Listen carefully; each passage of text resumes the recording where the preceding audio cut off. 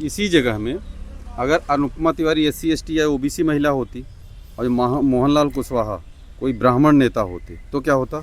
देखिए, अब तक तो उनके ऊपर फिर कार्रवाई हो जाती, पार्टी भी अपने स्तर से कार्रवाई करती और दूसरी ओर जो भी उनके ऊपर केस बनता वो केस भी लगता। अब तक SC ST एक्ट लग जाता। आप देखिए हमारे अयोध्या के बीकापुर में कि किस तरह से वहाँ पे SC ST एक्ट लगाया गया। विष्णु तिवारी का आपने नाम सुना होगा, 20 साल तक वो SC ST एक्ट में जेल में बंद थे, लेकिन फिर उसके बाद छूटते हैं और न्यायालय मानता है कि वो निर्दोष है। बताइए, 20 साल जिसने अपना जीवन दे दिया, जेल में बिता दिया, उसका जो क्षतिपूर्ति कौन देगा? वो 20 साल कौन देगा? वो परिवार कौन देगा?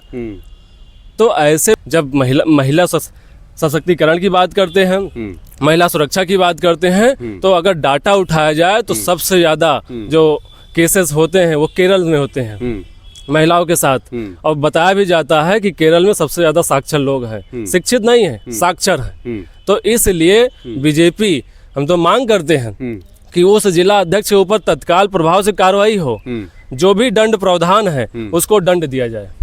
जय हिंद, आप देख रहे हैं प्रचंड भारत न्यूज। आज हमारे साथ युवा नेता, अयोध्या के रहने वाले अभय मिश्रा जी मोहनलाल कुशवाहा जी के ऊपर यह आरोप लगाया अनुपमा तिवारी ने कि प्रमोट करने के लिए उनको बिस्तर से गुजरना पड़ेगा।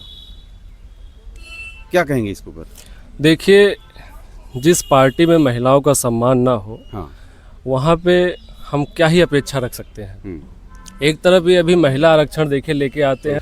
देखिए, एक तरफ जो बीजेपी है वो महिला आरक्षण की बात करती है, पूरे प्रदेश में महिलाओं के सम्मान के लिए रैली करती है, उनके समर्थन में उतरती है। लेकिन वहीं दूसरी ओर आप महोबा की देख लीजिए, एक तरह अगर वो महिला आरोप लगा रही है तो जांच होनी चाहिए। और अब तक बीजेपी कार्रवाई क्यों नहीं की? बीजेपी को कार्रवाई करके उनको जिला अध्यक्ष पद से मुक्त करना था, लेकिन अभी उस पर कोई कार्रवाई नहीं हुई है। और दूसरी ओर जहाँ पे नारियों का सम्मान ना हो, जहाँ पे उनकी सुरक्षा ना हो, एक तरफ ये महिला सशक्तिकरण की बात करते हैं, महिला सुरक्षा की बात करते हैं, लेकिन धरातल पे देखा जाए तो आए दिन ऐसे आरोप लगते हैं। क्या आप देखिए, प्रदेश की राजनीति में देखिए या देश की राजनीति में देखिए, महिलाएं सुरक्षित नहीं हैं। जब महिला आरक्षण आता है, ये मणिपुर जल रहा है, मणिपुर में देखिए क्या हुआ है, वहाँ पे महिलाओं के साथ क्या हुआ है, किसी से छुपा हुआ है क्या? नहीं। लेकिन हम मोदी जी जो ये एक्ट लेके आए हैं, बाईपास करके सुप्रीम कोर्ट के आदेशों का, हम लोग इसका प्रबल विरोध करते हैं और किए हैं। हमने SC ST एक्ट और आरक्षण के खिलाफ हमने आवाजें उठाई। 90 दिनों तक अयोध्या में हम लोग धरना दिए, लेकिन निरंतर हम लोग का संघर्ष चल रहा है। और जब समय आएगा, वो समय दूर नहीं है, जब समय ईश्वर देगा तो इसको हम लोग वापस भी कराएंगे। तो धर्म नगरी अयोध्या में तो मोदी जी ने इतना काम कराया है, बीजेपी ने इतना काम कराया है, और आप लोग वहीं से मोदी जी खिलाफत कर रहे हैं, बीजेपी खिलाफत कर रहे हैं। देखिए, काम जो भी हुआ है, विकास अयोध्या में हुआ है, किसी से छुपा हुआ नहीं है। लेकिन जब आप जनता की आवाजों को दबाएंगे, वहाँ पे विकास के नाम पर विनाश भी हुआ है। कितने लोगों के जो है मकाने दुकानें गई हैं, क्या उनको सही मुआवजा मिला है? अयोध्या की जो संस्कृति रही, जो परंपरा रही है, क्या उस हिसाब से उसका डेवलपमेंट वहाँ पे हुआ है? कोई VVIP लोग आते हैं तो बैरिकेडिंग लग जाती है, उसकी जो समस्याएं होती है कौन झेलता है? अयोध्या की आम जनता झेलता, हम लोग झेलते हैं। लेकिन उसकी बात जो है कोई करने वाला नहीं है। बहुत बड़ी बात कहा आपने। अभी वहाँ के एक संत जी ने दिल्ली में अयोध्या महोत्सव चल रहा था, उसमें एक जब उन्होंने बात उठाई है, तो अब वह जो प्रशासन है, जो शासन है उत्तर प्रदेश, वो संज्ञान में इस बात को लिया है और अब कार्रवाई कर रहा है कि बैरिकेडिंग्स हम हटाएंगे। बताइए, जब कोई VVIP आए और आप बैरिकेडिंग्स लगा दीजिए, रोडों को बंद कर दीजिए, किसी को अगर समस्या है वो हॉस्पिटल नहीं जा पाएगा, उसका वहीं पे ऑन द स्पॉट डेथ हो जाएगी। इसका जिम्मेदार कौन है? अयोध्या की जनता है कि हमने आपको जो है जमीन से लेकर सत्ता के शिखर तक पहुँचाया, इसलिए पहुँचाया है। अयोध्या पूरे विश्व का केंद्र है, पूरा विश्व जो है अयोध्या पे डिपेंड है। सनातन धर्म पूरे जो है अयोध्या से डिपेंड है, काशी से डिपेंड है। तो इस हिसाब से अगर अयोध्या की जनता ही सुरक्षित नहीं है, बात चुनाव का नहीं है, आप जब काम करेंगे तो लोग आपको वोट देंगे। आपने काम किया है अयोध्या में, किसी से नहीं छुपा हुआ, लेकिन जो समस्याएं हैं वहाँ की जो मूलभूत समस्या है उस पर भी बीजेपी को कार्य करने की आवश्यकता है। 2027 में किधर जाएंगे पंडित जी लोग, युवा जैसे आप जैसे लोग? जो देखिए 2027 में सवर्ण समाज ब्राह्मण ये उसी की ओर जाएगा जो हमारी बात करेगा, जो हमारे आपके बीच से निकल के जो है सदन में पहुंचेगा, विधानसभा में पहुंचेगा, हमारी बात करेगा, हम उसको वोट करेंगे। बहुत पार्टियां बन गई, अलंकार अग्निहोत्री जी की, अभी हम देख रहे हैं जुगल किशोर तिवारी, अनिल मिश्रा जी, पंकज त्रिपाठी जी, बहुत सारे ब्राह्मण महासभा, बहुत सारी पार्टियां बन गई हैं। क्या अपील करेंगे युवा होने के नाते इन सब लोगों से? आपसे बड़े हैं ये लोग।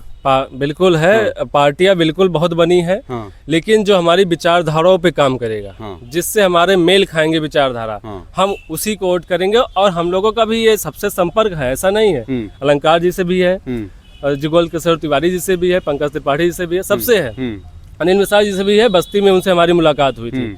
लेकिन हम टच में हैं और हम लोगों का प्रयास है कि एक मोर्चा बनाया जाए, जिसका नाम हम लोग सोच रहे हैं कि यूपी फ्रंट करके कुछ रखा जाए।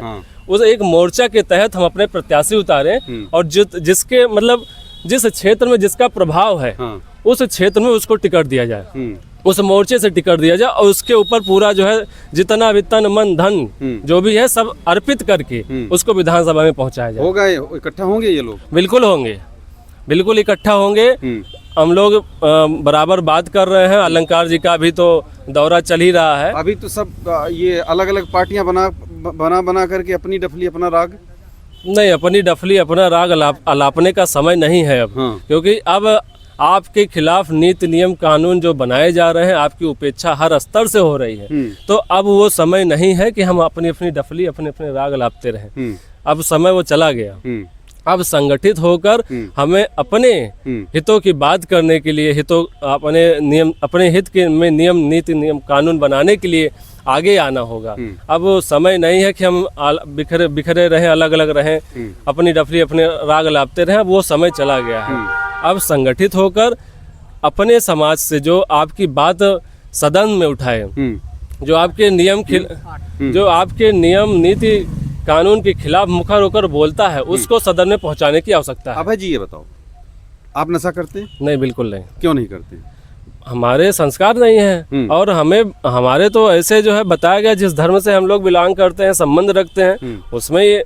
और दूसरी चीज कि हम जिस स्कूल में पैदा हुए हैं, जन्म लिए हैं, वो ये इजाजत नहीं देता है। इजाजत नहीं देता है? बिल्कुल नहीं। तो जो इजाजत बिना इजाजत अपनी मर्जी से जो लोग दारू पीते हैं, नशा कर रहे हैं, जो ब्राह्मण बच्चे, आप जैसे युवा, उनको क्या कहेंगे? उनसे हम यही कहेंगे कि वो पहली बात तो अब जन्म से तो ब्राह्मण हो गए हैं, लेकिन कर्म से ब्राह्मण नहीं है। अगर आप जन्म से सोचे कि हम ब्राह्मण कुल में जन्म ले लिए हैं तो हम बहुत मतलब सब कुछ हम ही हैं, तो ऐसा कुछ नहीं है। हमारे यहाँ जो व्यवस्थाएं थी वो कर्म आधारित हैं, उसी हिसाब से वो व्यवस्थाएं बनाई गई हैं।